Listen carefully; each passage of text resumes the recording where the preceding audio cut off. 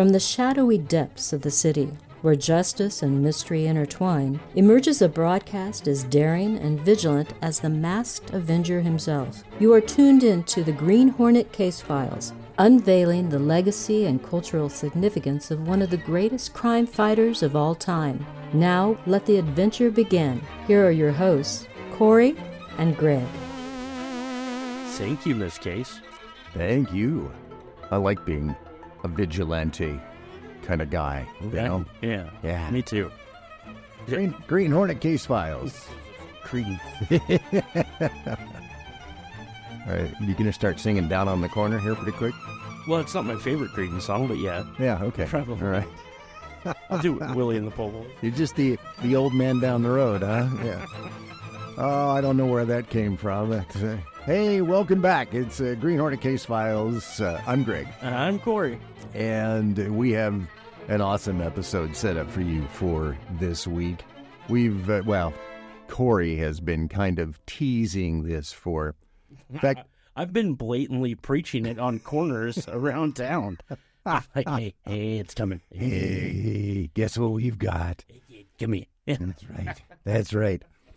Yeah, coming up here just a little bit, our good friend Phil Hester is going to be joining us to talk about the run of the Green Hornet comics that he did with that other guy. Oh, yeah. Smith is what a fake name. Sounds like a fake name. It sounds like a fake name to me. Just kidding, Kev. Call us. Yeah, you're up next, dude. You're on the show next. Please. So this is going to be kind of, I consider kind of epic. First off, I apologize. I don't have all my voice yet. The con crud we talked about last episode is still kicking your butt. It really is. For a guy that made his living, with my voice, it's the first thing that always happens to me when I get any kind of sickness is it winds up going into a bronchitis kind of thing. Well, yeah, dude, it's your ACL if you were a football player. It is most definitely.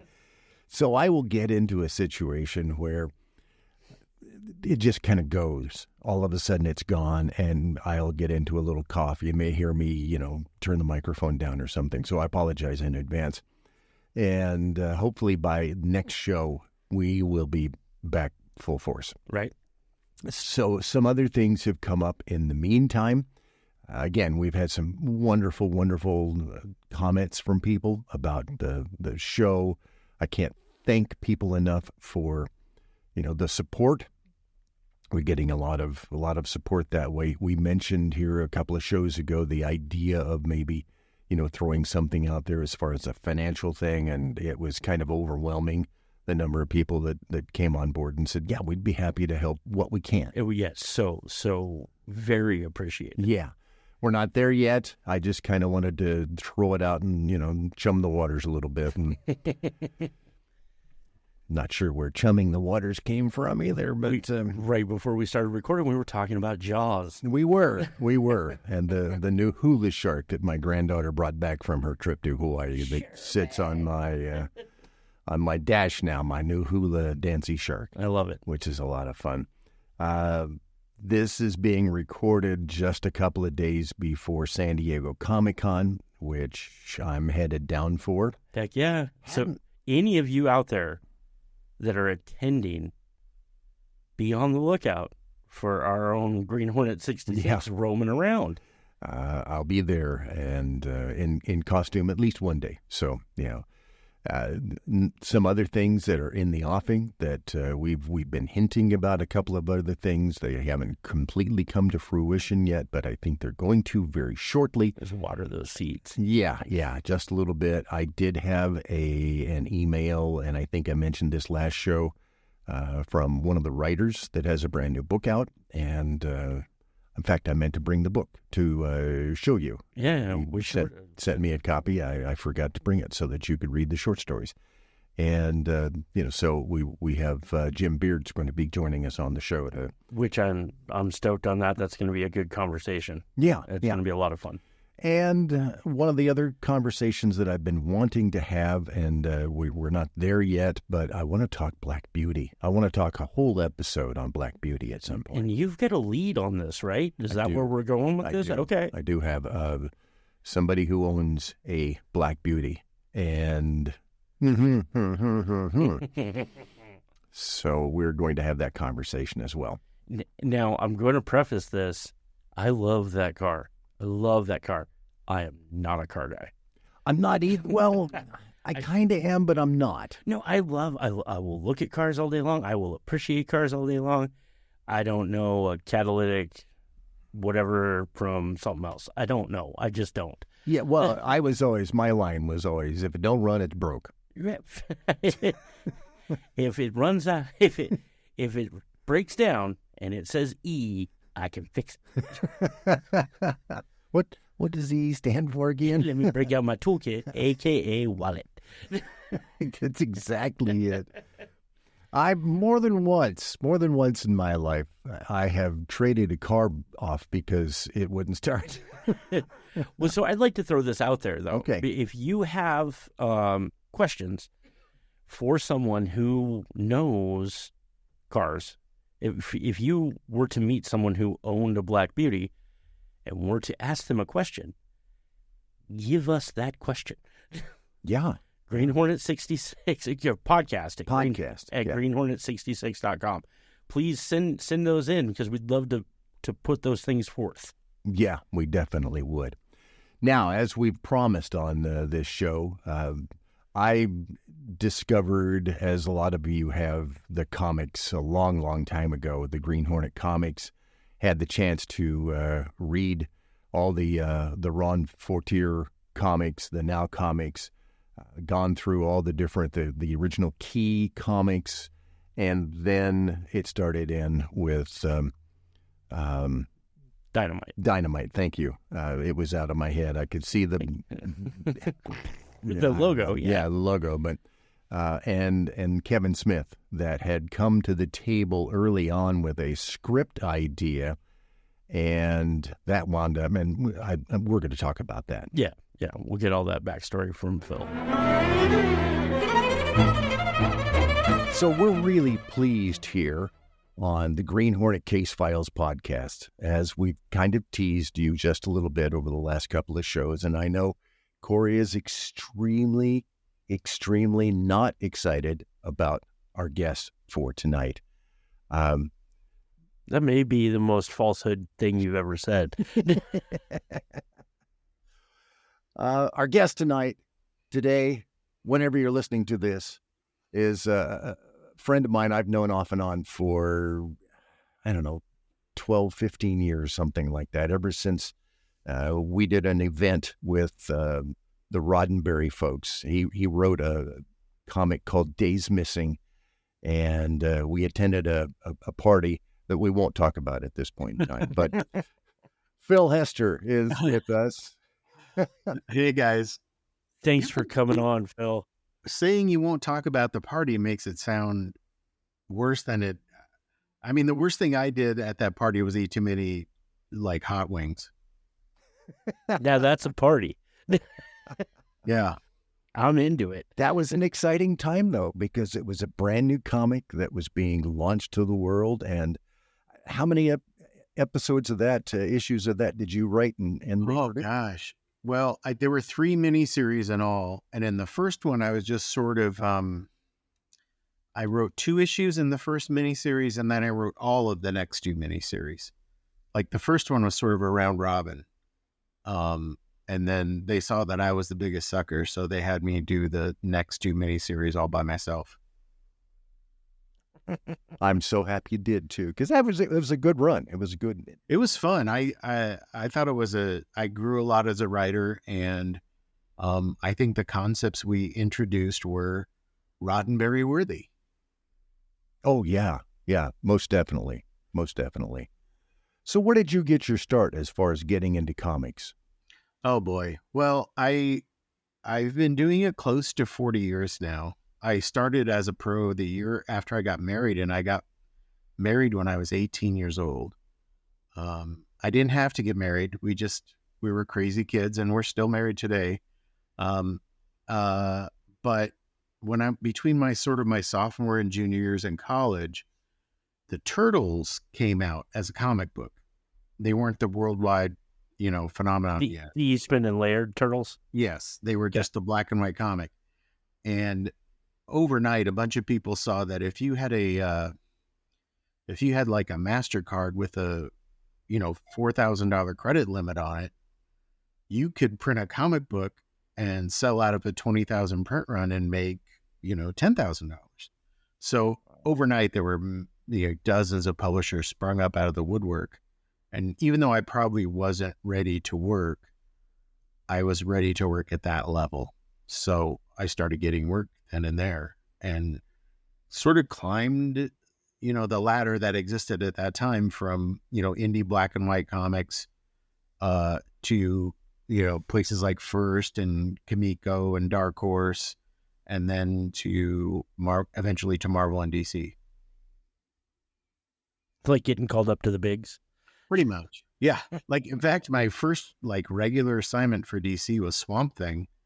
And that was by far my favorite comic. Well, Swamp Thing and Spider-Man were my two big loves when I was a kid. So it was almost like getting called up to play for your childhood team, which was, to me, super intimidating, but also very thrilling.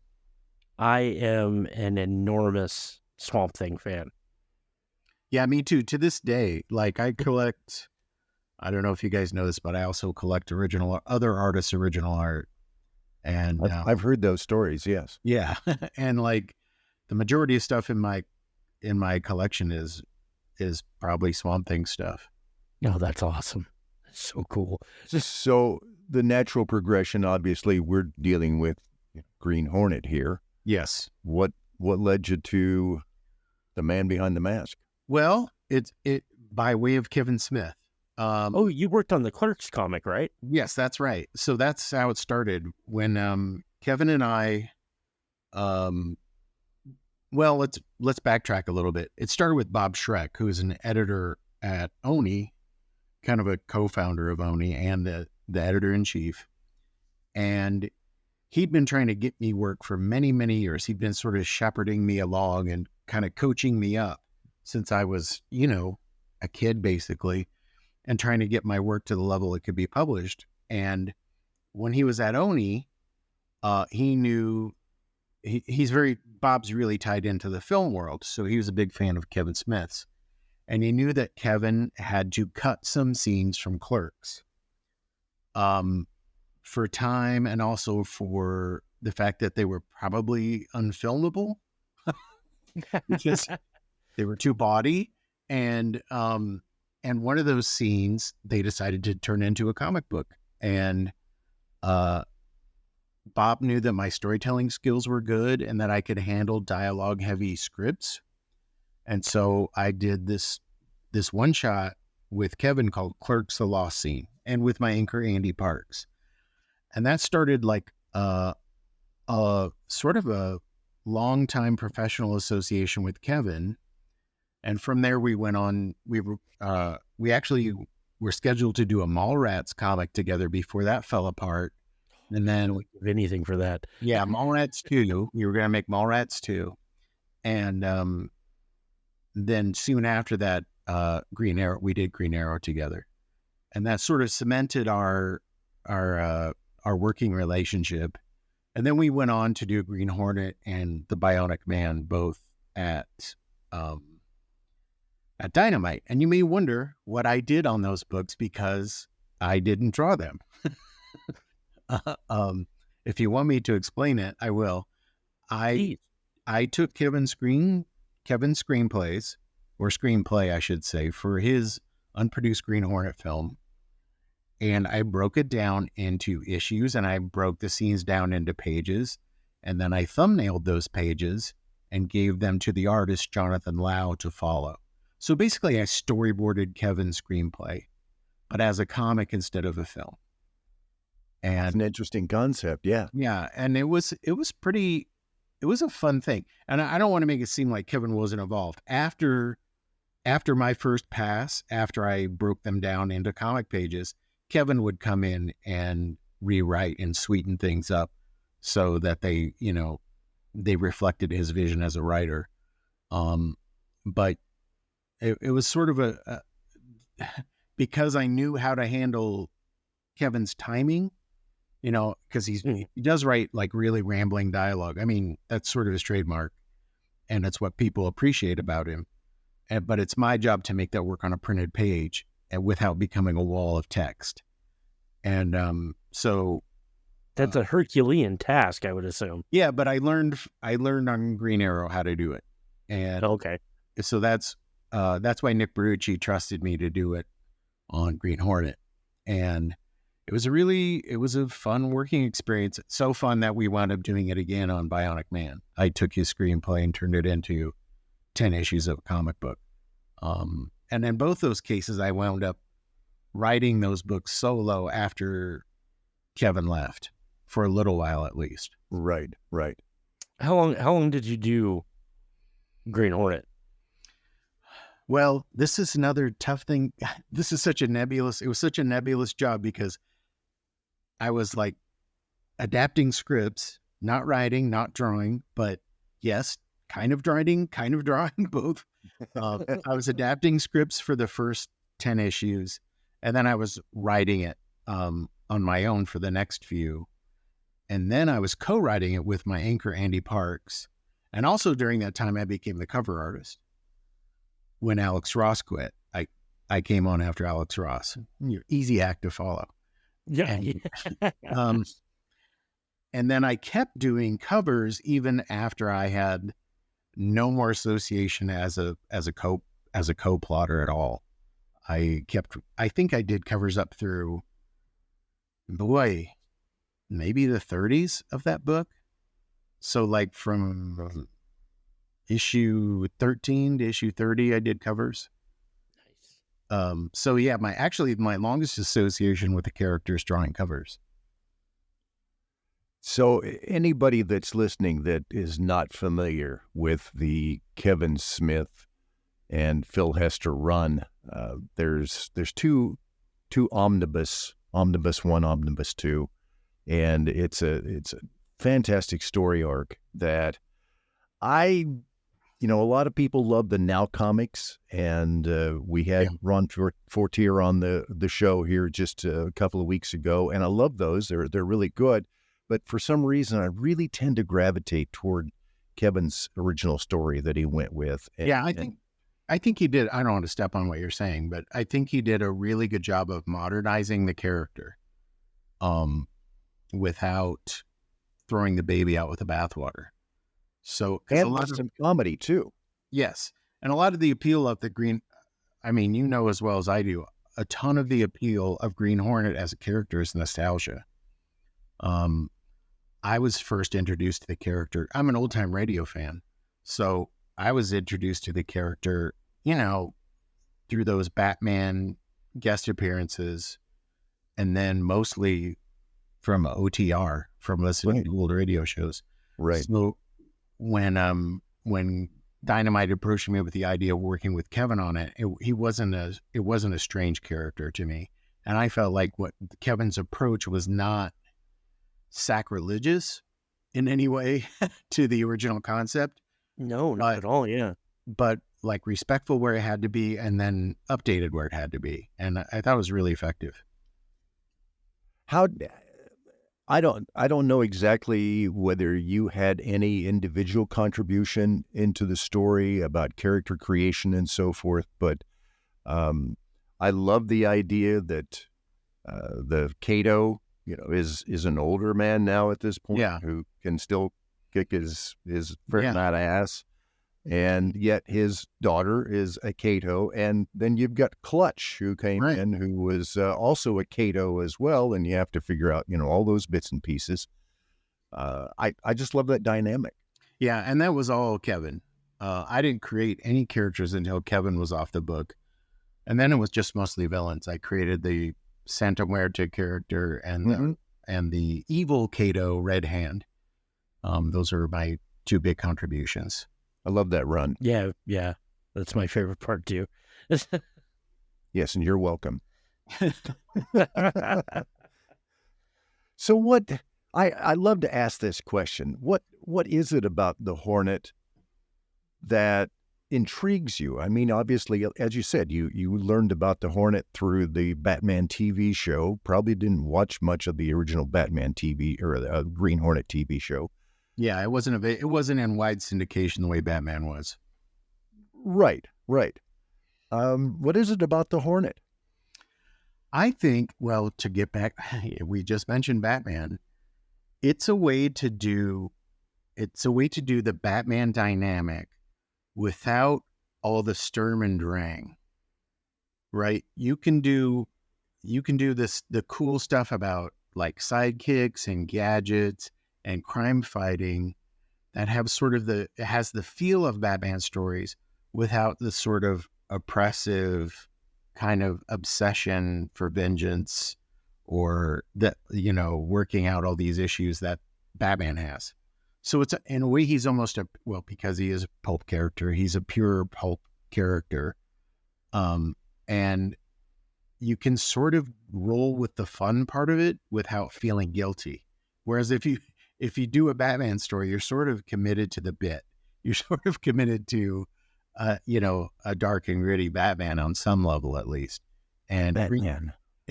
And Green Hornet's a way to have a little more, to not take yourself so seriously and have a little more fun.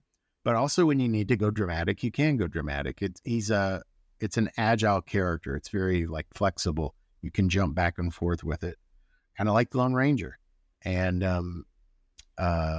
so getting to play with that kind of character lets you flex a lot of different muscles and lets you learn. As a creator, I learned a lot about what I can and can't do as an artist and a writer.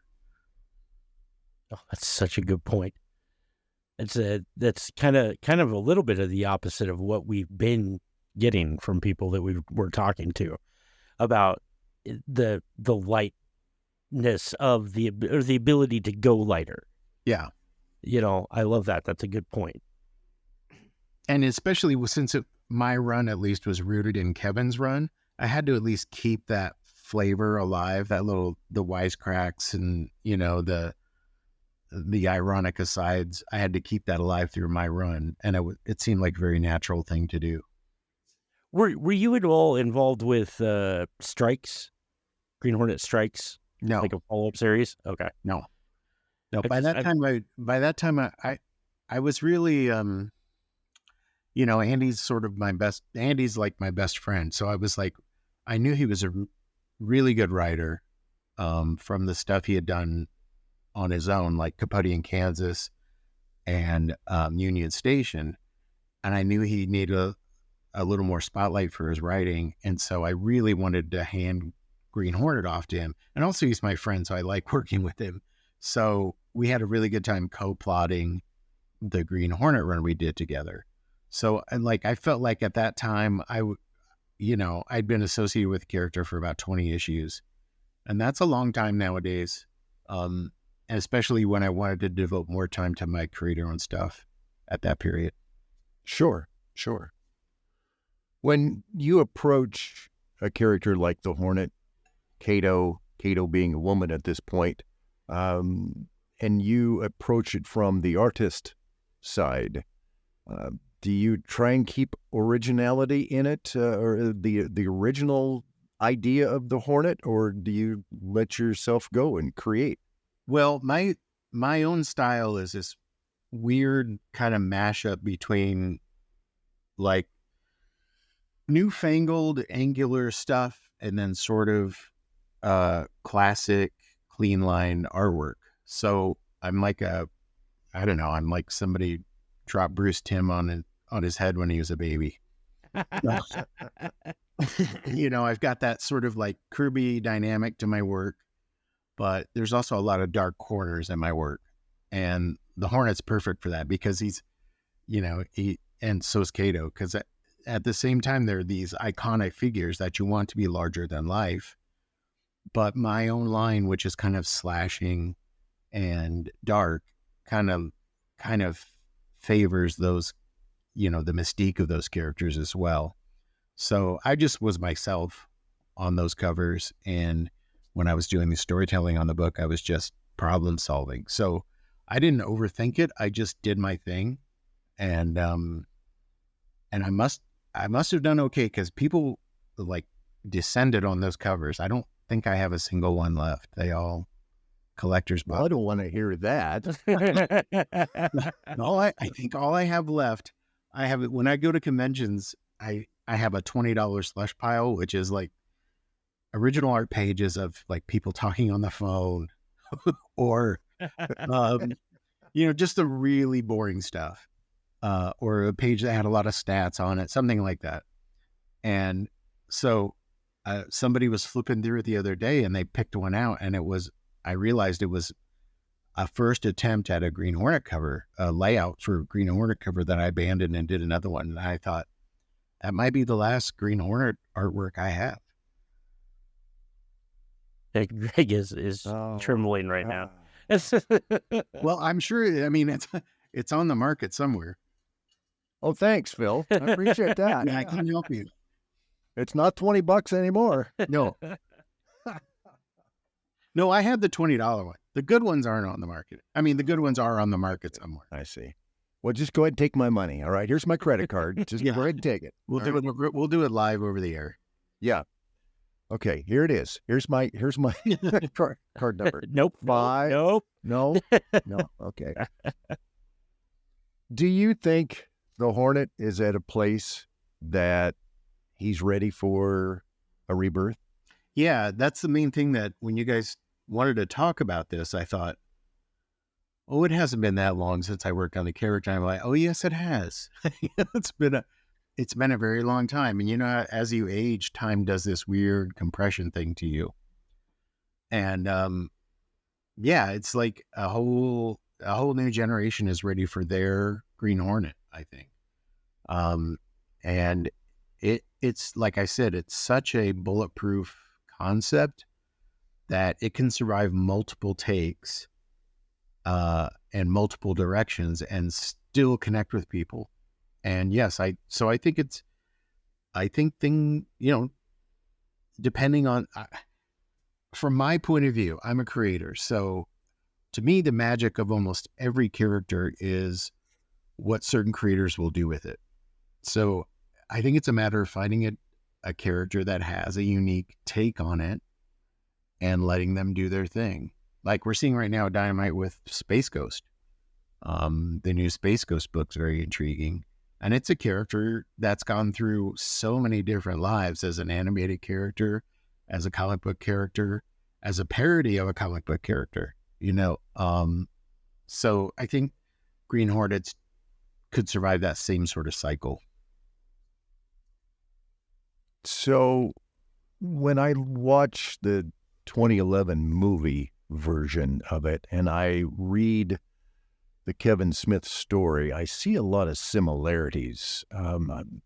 I think Kory normally asks, go ahead.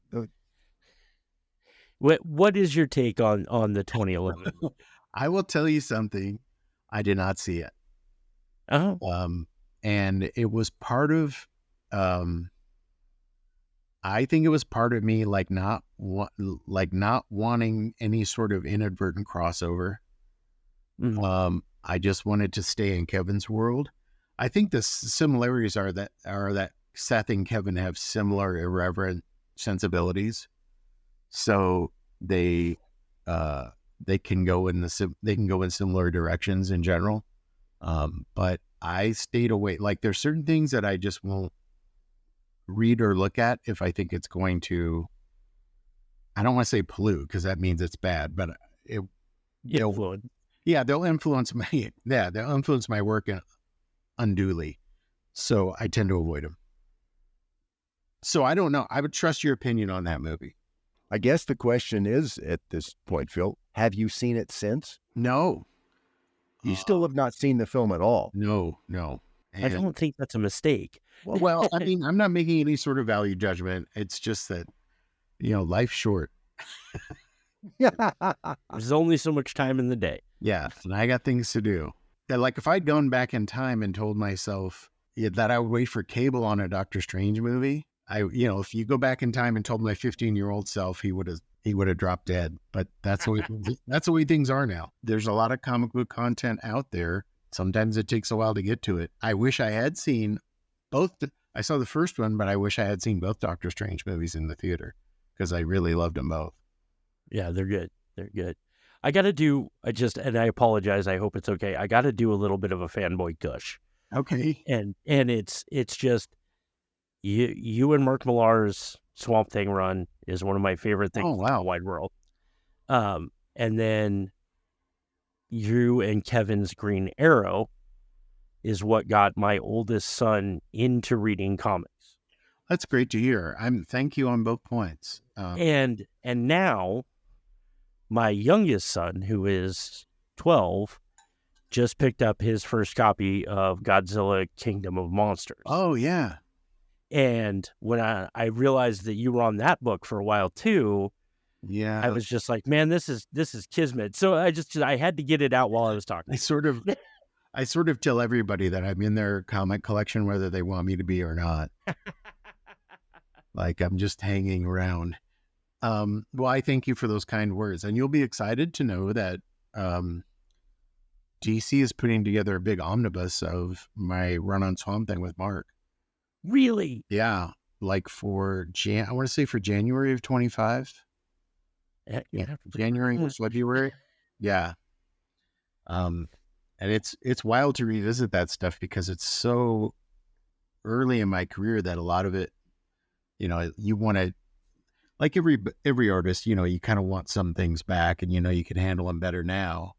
But like you just said, you got to respect the people who loved it and you don't want to run down their experience, if people like it, they like it. So even if there's stuff you wanted to change or if you want it back, you got to let it go and let the people who dug it dig it.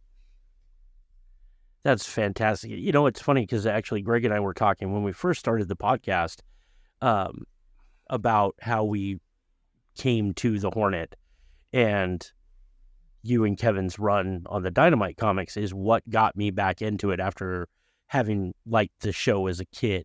Yeah. Was getting back into I had come back across Matt Wagner's Lone Ranger run. Yeah. For Dynamite, and it was like one right after another. The Lone Ranger dropped, and then Zorro, and then your guys' Green Hornet.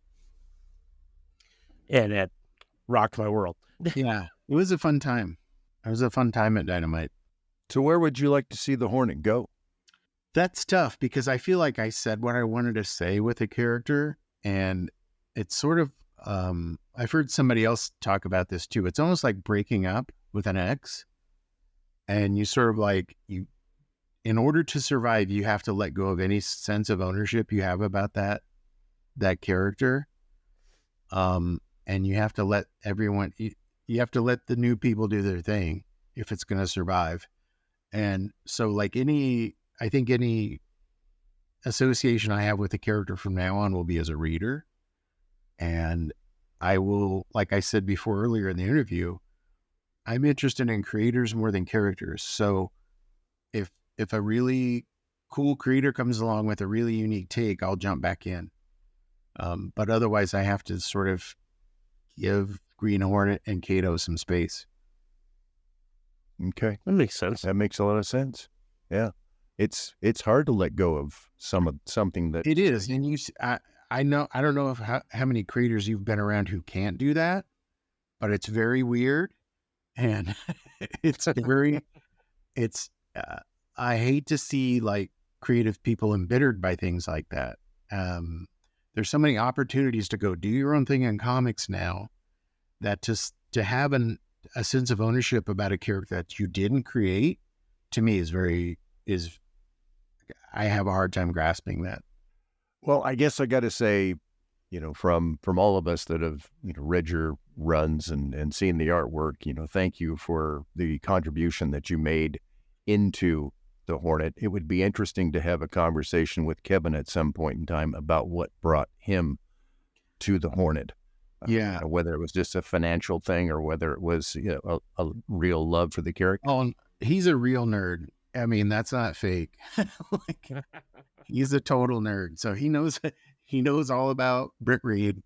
And I think his love for the character is genuine. I don't think it was like a mercenary thing at all. Same with the $6 Million Man. I think those were very fond memories for him from childhood. And he saw a chance to like play with those toys from his childhood, and he jumped in. Well, that's cool. But if you want, if you really want to, well, I was going to say, you used to be able to talk to him by like hanging out at the back door of any venue he was talking in, because he'd come out for a smoke, but he doesn't smoke cigarettes anymore. And that's not a bad thing. No, it's a Dang, straight up vegan now. Yeah, he's kind. We both went through like between he and Andy and I on the Green Arrow team, we've all take different turns being the fat guy and the skinny guy. That's funny. I'm on the path to being not the fat guy anymore, and actually Greg and I are doing another podcast about it. Yeah, I think anytime a group of male friends stay together, the crown of fat guy and skinny guy kind of rotates. Yeah. Who's going to wear it this week, my friends? That's right, Fat Kato right here. That's Fat Kato. Yeah. Yeah. And remember, Kory, you said that. I know. Okay? All right. I'm the one who coined it. No, I've been every way between 270 and 130.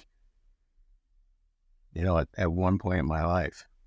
Well, if I can get back to 270, I'll be on the right path. You're on the road. Well, I'm only 5'7", dude. You and me both. Right? Yeah. So, well, Phil Hester has been with us on the Green Hornet case files. And again, I can't thank you enough for a really enjoyable run of the Green Hornet and for your contribution, to the artwork. We thank Kevin, but he's not here, for his contribution as well. But, and it's a pleasure to have you as somebody that I've known off and on for the last 10, 15 years, that we have these conversations every once in a while. Yeah, I'd be happy to do it again anytime. Truly an honor, my friend. Thank you so very much. Thanks, guys. Ladies and gentlemen, a big round of applause for our friend Phil Hester. Oh my goodness. Oh man, I know and you've heard me go on and on. Everybody's heard me go on, and everybody just heard me go on and on. But Phil is such an incredibly influential comic force.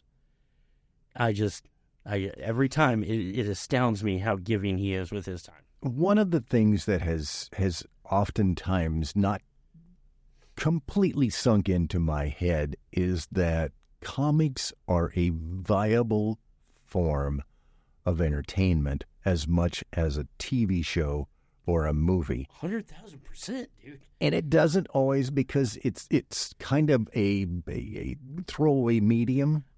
Well, so let me, and I really hope I don't step on toes this way. Okay. But generationally, comics at the time when you were coming up were literally a throwaway medium.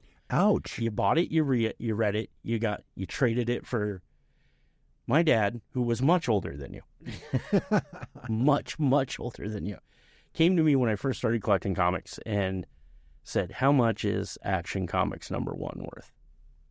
Yeah. And I was like, well, let me look. And I had a Wizard, and I was probably 10 or 11 years old, and I'm flipping through. I'm like, says here one sold for $1.4 million. He goes, I got a bag of marbles for mine. Wow. And but I mean, like, that's what you did. You read your comic, and then somebody was like, hey man, let's go play jacks or whatever. I don't know. But you traded it away, or you didn't hang on to it. No, right? you didn't. It was a throwaway medium. And then on top of that, the generation older looking at kids at the time looked at comics as kid stuff. Yeah. They looked down on us and because we spent time reading comics. And it stayed that way all through my childhood. It wasn't cool when I was in school to read comics. There was me and a couple of my buddies who did it, but everybody else, Yeah. silly. And it wasn't, people don't realize that it wasn't really accepted until Iron Man hit. Though there was a geek chic movement around 2002 to 2004 that kind of changed the vibe, but when you look, though, at guys like Phil and Ron that have done, I mean, that's what their career is. They are writers. They are, in Phil's case, he's both a writer and an illustrator. Right. And a very fine one to boot in both cases. And Ron is just a fabulous writer. He has a great grasp of how, and I've tried writing comic books. I can write a movie script. Yeah. I can write short stories. Writing comics is a special. It's a whole different special animal. Yeah. It really and truly is. So to get the opportunity to talk to people like Phil and Ron about what they do, and not look at them like, oh, she just make comic books, you know. So I got to be honest with, as comic heavy as we've had episodes. Yeah, we have. I was a little worried about maybe getting some negative feedback because of that mentality. And to me, those comics are why we still get to talk about it. The comics have kept the character alive. It filled that void. Yes, 100,000%. Without them, we're not here. No, Period. we aren't. And I do believe that it's going to continue that way if we wind up getting some kind of a vehicle that will continue to drive the car forward. Yeah. And that's a topic that every time you and I open our mouths about the possibility of a movie, you know, that and the idea of getting the 66 show on DVD, I get at least, 3 of those emails every week. It's like, when are we... If it were up to us, you'd have it by now. I wished I could do that, and it would just be, out there, and you could go get it right now. What will our other 2 wishes be? Yeah, no kidding. Atomic power to the batteries for the Black Beauty. I don't know. Where did Kato gas up the Black? No, let's don't go there. We'll ask that question. That's the Black Beauty episode. We'll ask that question on a future episode.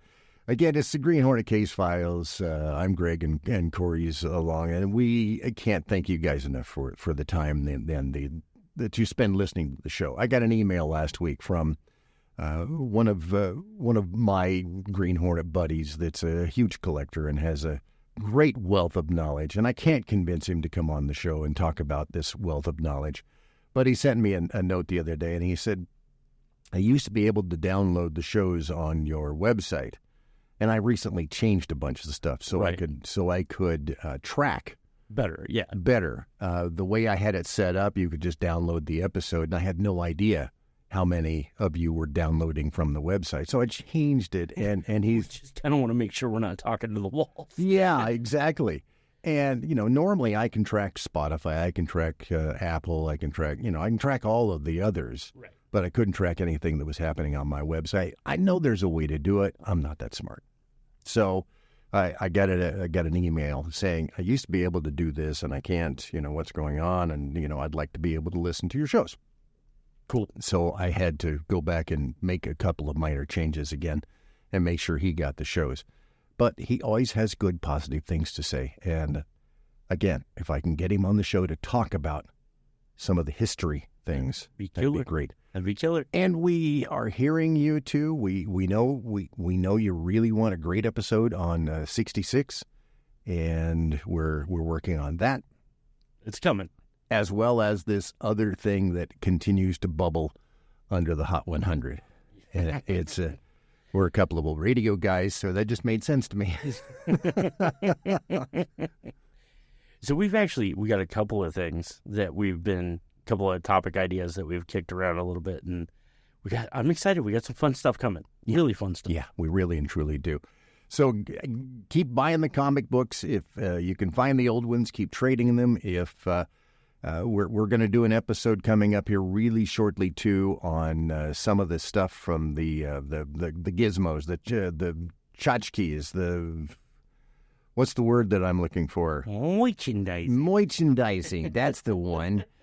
Some of the merchandise that has been out there over the years. I felt like I just fell into the character when we did the radio episode. Well, you just do that, okay? So we have a lot of things planned for you, and we do want to get deep into this. So again, appreciate your time. Appreciate you being here. If you have any questions about anything, of course, you can always get us at podcast at greenhornet66.com. See, that's why I keep you around. I know it is. That's why I do it. The drop of a hat. All right, that's going to wrap things up. Big thanks to Phil Hester for joining us. And don't forget, Phil, you said you'd reach out to Kev. That's right, exactly. And so who knows? Kev may be on one of the next. Can we call him Kev yet? Probably. He's a nice guy, I think, from what I hear. Yeah, if not, never know. Yeah, I apologize, Mr. Smith. That's right. And hopefully next show we can let you in on some of the things that are bubbling. Yes, absolutely.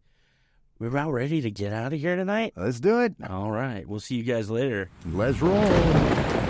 As the night envelops the city once more, our journey through the hidden alleys of history and valor comes to a close.